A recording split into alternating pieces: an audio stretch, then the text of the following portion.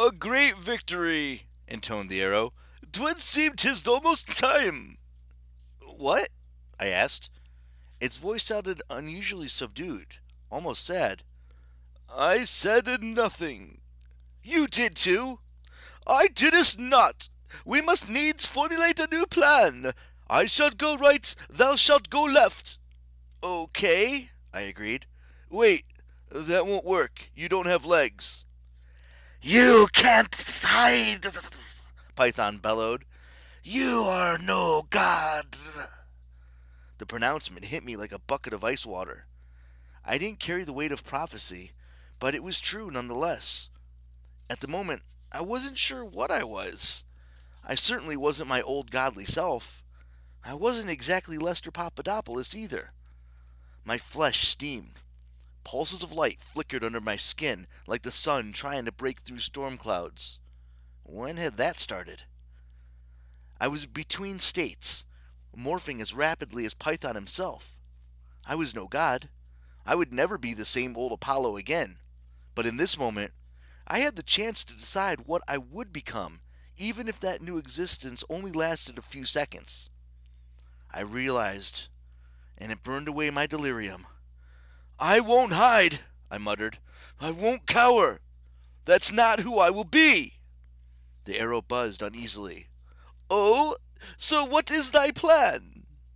I grasped my ukulele by the fretboard and held it aloft like a club.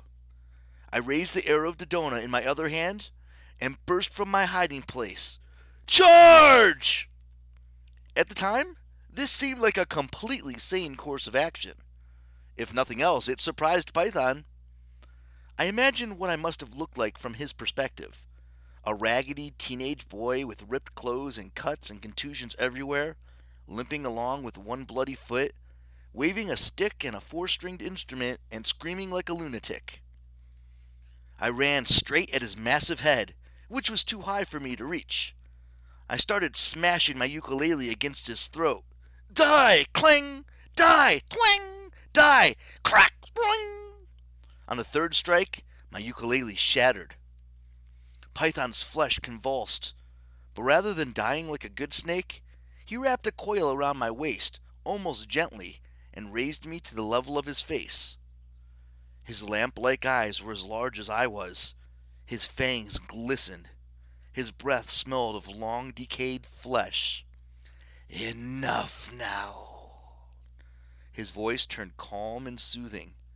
His eyes pulsed in sync with my heartbeat. You fought well. You should be proud.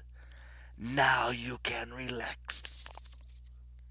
I knew he was doing that old reptile hypnosis trick, paralyzing the small mammals so it would be easier to swallow and digest. And in the back of my mind, some cowardly part of me, Lester, Apollo, was there a difference? Whispered, yes, relaxing would feel really good right now. I had done my best. Surely Zeus would see that and be proud. Maybe he would send down a lightning bolt, blast Python into tiny pieces, and save me. As soon as I thought this, I realized how foolish it was. Zeus did not work that way. He would not save me any more than Nero had saved Meg. I had to let go of that fantasy. I had to save myself. I squirmed and fought. I still had my arms free and my hands full. I stabbed Python's coil with my broken fretboard so forcefully that it ripped his skin and stuck in his flesh like a massive splinter. Green blood oozing from the wound.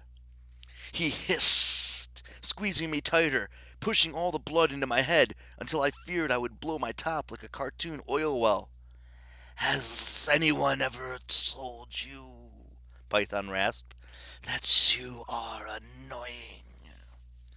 I hath, the arrow of Dodona said in a melancholy tone, 1,000 times. I couldn't respond. I had no breath. It took all of my remaining strength to keep my body from imploding under the pressure of Python's grip. Well, Python sighed, his breath washing over me like the wind from a battlefield. No matter. We have reached the end. You and I. He squeezed harder, and my ribs began to crack. End of chapter 33.